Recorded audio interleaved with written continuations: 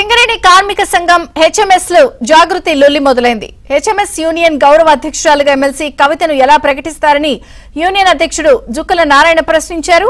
ఇందుకు కారణమైన యూనియన్ ప్రధాన కార్యదర్శి రియాజ్ అహ్మద్ ను బహిష్కరిస్తున్నట్లు ప్రకటించారు.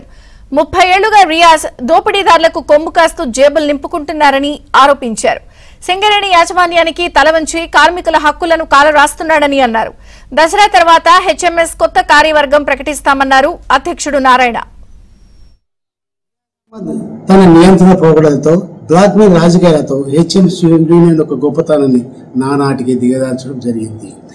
పైరంగాలకు అండగా ఉంటూ దోపిడీదారులకు భూ సహకరిస్తూ యూనియన్ ముఖ్యమైనటువంటి కార్యకర్తలను దూరం చేస్తూ ఇట్లా ప్రతి కార్మికునికి కూడా దూరం అవుతూ హెచ్ఎంఎస్ దూరం చేస్తూ నానాటికి ఒక కార్మికుడు కూడా లేకున్నటువంటి పరిస్థితి తీసుకురావడానికి ఏర్పడింది. కొత్త కుల మత భేదాలు లేకుండా అన్ని రంగాల వాళ్ళకు ఒక కార్మికులు. కానీ ఏం చేసేది ఏంటంటే ఒక ముస్లింలకే అనేక రకాల సాయం చేస్తూ మిగతా వాళ్ళకు చేస్తా అంటూ చాలా మందిని ఇబ్బంది పెట్టిండు. ఒక అధ్యక్షుని నన్ను ఉండగా వేరే అధ్యక్షుడిని ఈ రక్షణ మనం ఇంకో అధ్యక్షుడు డేట్ గురించి ఆ మహాసభలు